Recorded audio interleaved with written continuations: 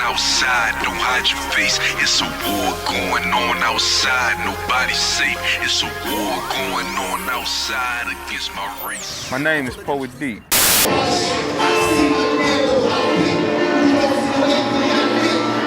I'm actually from Baltimore. I've been here all of my life. The life experiences, I would say, just oppression within itself is the need to vent, the need to express, the need to be able to bring out that what was already within me.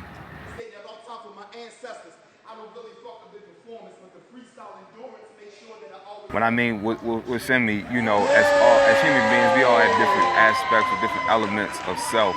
So different elements of self for me would be whether it's my fear, whether it's ego, bravery, just different characteristics, certain traits that expresses my humanness. You know, that's pretty much what I mean by what's within. It's a mixture of a lot of different things.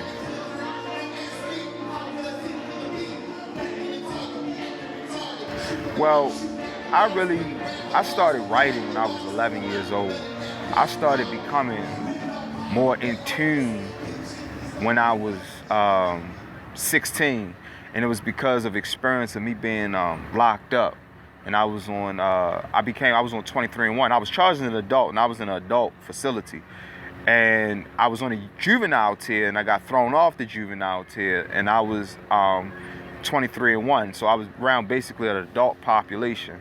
And, you know, I used to do a lot of deep thinking on the world, did a lot of reading. So it caused for me to have to reflect on myself in a different capacity in ways in which I never had to before. Okay. And now, being as though you come from that type of background, how do you feel about rappers that portray that image but never actually live it? I mean, I don't like it, but I don't really give it too much attention to it because it's pervasive. It's everywhere. You know, it's just like one of those things, you really can't do anything about it. What I don't like about it is that you have the innocent youth who, when they don't know anything about drugs or when they don't know certain aspects that come along with the lifestyle, the torture, the pain, the kidnappings, the murdering of people and things like that, they're not considering all of that. You know, they're considering the aspect of looking fly, having a chain on, a nice car.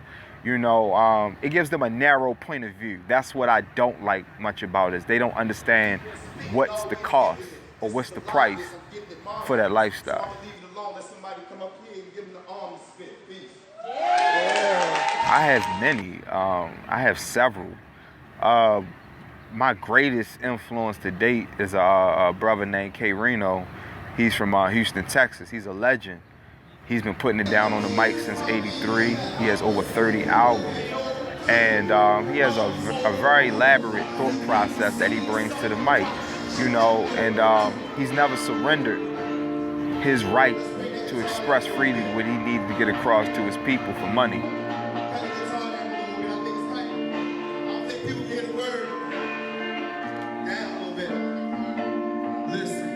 As a child, like, do you mean like as far as music or just certain people just in general? Yeah, just life in general.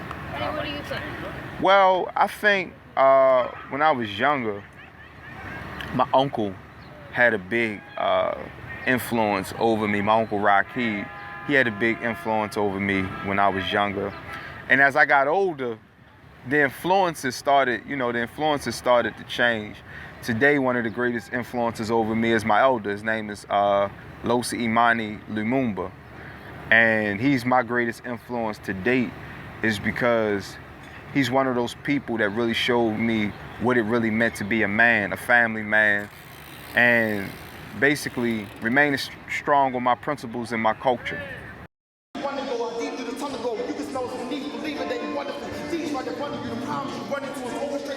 Well, for one, it might not always be said as a principle, but I think understanding. I'm very understanding of how people are in certain situations which causes for them to behave a certain way. I'm a very loyal person. I'm also a very respectful person. You know, I believe respect is something that is key to any society where members of the society are showing a certain type of gratitude and respect.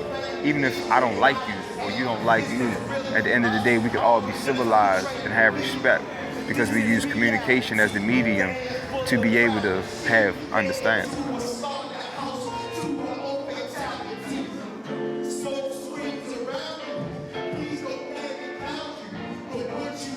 The legacy that I'm planning to leave is a strong mark for the Pan-African nationalist community as far as with hip-hop, spoken word, is that I was a family man.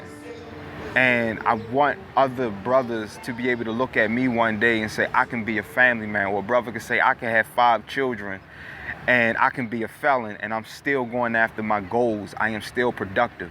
You know, men that don't beat on their women, they talk to their women, they communicate, they listen, they're willing to submit to their women. So it's just a lot of lost virtues that are not in abundance in the way in which they used to be that I would like to leave the people as a sense of character more than anything.